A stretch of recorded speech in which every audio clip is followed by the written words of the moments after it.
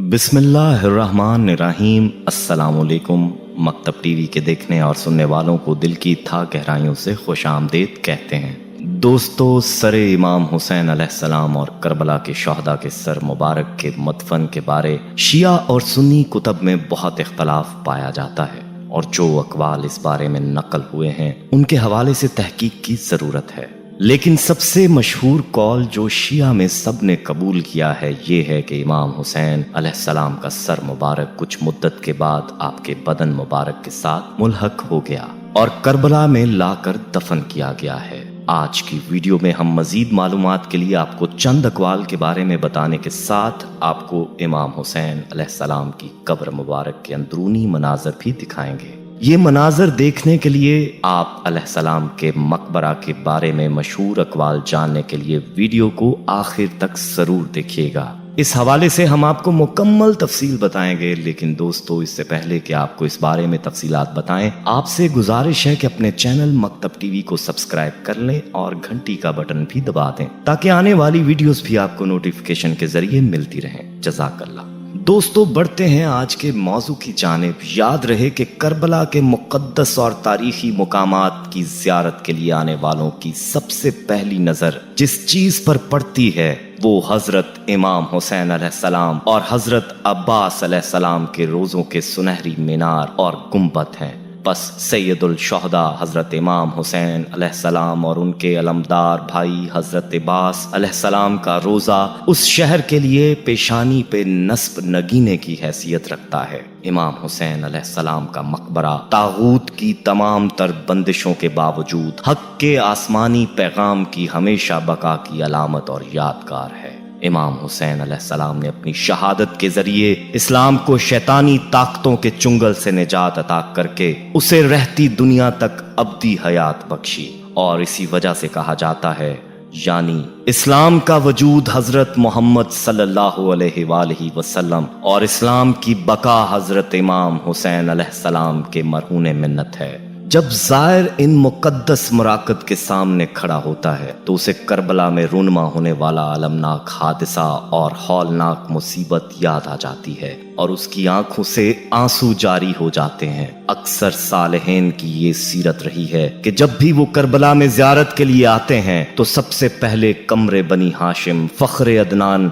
हज़रत अब्बुल फ़ज़ल अल अब्बास अलैहिस्सलाम के रोज़ा मुबारक पर हाज़री देते हैं और इसके बाद इमाम हुसैन अलैहिस्सलाम के रोज़ा मुबारक की ज़ियारत से मुशर्रफ होते हैं, क्योंकि हज़रत अब्बास अलैहिस्सलाम ही हज़रत इमाम हुसैन अलैहिस्सलाम के वज़ीर और उन तक पहुँचने का दरवाज़ा है। कहा जाता है कि जो भी घर में दाखिल होना चाहता है वो दरवाजे से ही दाखिल होता है। कहते हैं कि 10 मुहर्रम 61 हिजरी के अलमनाक हादसे और हमेशा बाकी रहने वाले इनकलाब के बाद जब शुहदाए करबला के मराकत को पहली मर्तबा तामीर किया गया और बिल्कुल ही आम कब्रों की तरह अलामत कब्र को बनाया गया तो उस वक्त ही तागूत की तरफ से करबला के उन मुक़द्दस मराकत के ज़ायरीन को कत्ल और हरासा करना और उनके तक़द्दुस और एहतराम को पामाल करना लाजिम करार पाया। करबला के उन मुक़द्दस मराकत के साथ मुख्तलिफ तरीकों से आज तक पेश आने वाले हवादिस में गौर व फिक्र करने से ये बात मालूम होती है कि जालिमों, तागूत और गुमराहियों के रास्ते पर चलने वाले करबला में मौजूद उन अजीम व मुक़द्दस रमूज से हमेशा से ही खौफज़दा रहते हैं। तारीख इस बात पर शाहिद है कि जब लोगों ने भी अपने मुफादात और अपनी हुकूमत और सल्तनत को इस्तेहकाम देने के लिए करबला के रोज़ों पर जसारत की और उन्हें मुनहदम किया,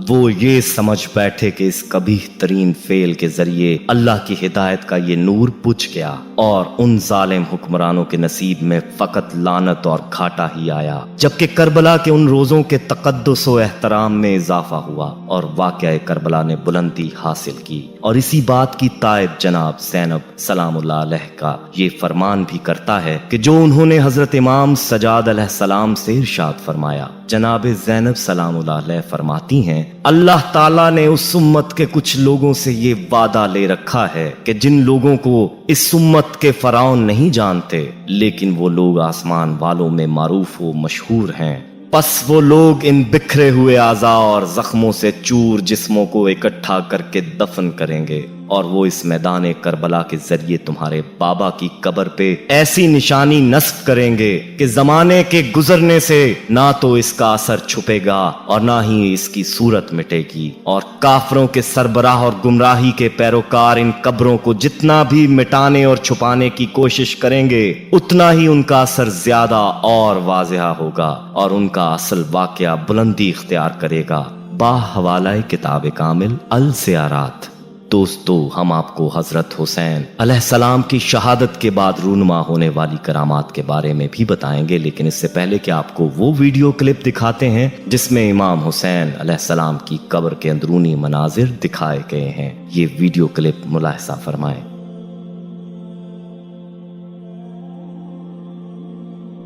دوستو، آپ نے ملاحظہ کیا کہ مقبرہ باہر سے بہت ہی خوبصورت اور محل کی طرح تیار کیا گیا ہے اور دور سے ہی نظر کو بھاتا ہے، لیکن اندر جو قبر کے مناظر ہیں اب بھی قبر مبارک کچی ہی ہے، اس کو پختہ نہیں کیا گیا۔ یاد رہے کہ حضرت امام حسین عالی مقام علیہ السلام کی شہادت کے بعد بھی آپ علیہ السلام کی کرامات کا ظہور ہوتا رہا۔ کہتے ہیں کہ آپ علیہ السلام کا سر مبارک نیزے پر بھی قرآن پڑھتا رہا تو آسمان سے نور پھوٹ کر آپ علیہ السلام کے سر مبارک پر سایہ فگن ہو جاتا تھا۔ شہادت کے بعد بھی یزیدی آپ علیہ السلام کے مزار مبارک کو ختم کرنا چاہتے تھے اور کئی بار یہ کوشش ہوتی رہی ہے، لیکن وہ اس میں ناکام رہے اور آپ کا مزار اقدس تا قیامت مرجع فیض بنا رہے گا۔ ابن عساکر تاریخ مشق میں نقل کرتے ہیں کہ حضرت عبداللہ بن ضحاک رضی اللہ تعالیٰ عنہ سے روایت ہے، انہوں نے فرمایا کہ ہمیں حضرت حشام بن محمد رضی اللہ تعالیٰ عنہ نے بیان کیا کہ جب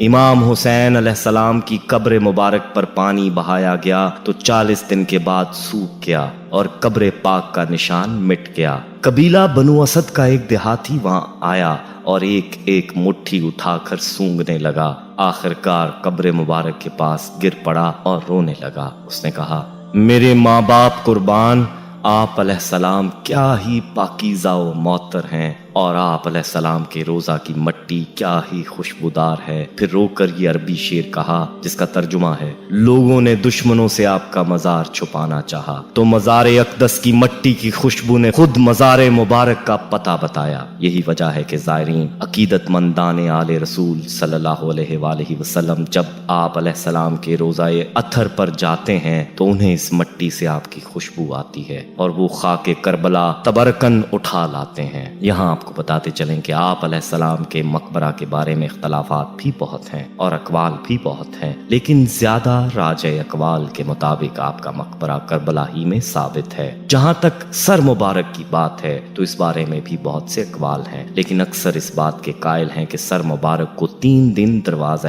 دمشق پر آویزاں رکھنے کے بعد اتار کر حکومتی خزانے میں رکھ دیا گیا اور سلیمان عبد الملک کے دور تک یہ سر وہی تھا۔ اس نے سر مبارک کو وہاں سے نکالا اور کفن دے کر دمشق میں مسلمانوں کے قبرستان میں دفن کر دیا۔ اس کے بعد اس کے جانشین عمر بن عبدالعزیز نے سر کو قبر سے نکالا، لیکن پھر اس نے کیا کیا یہ معلوم نہیں ہو سکا، لیکن ان کی ظاہری شریعت کی پابندی کو دیکھتے ہوئے زیادہ احتمال یہی ہے کہ اس نے سر کو کربلا بھیجا ہوگا۔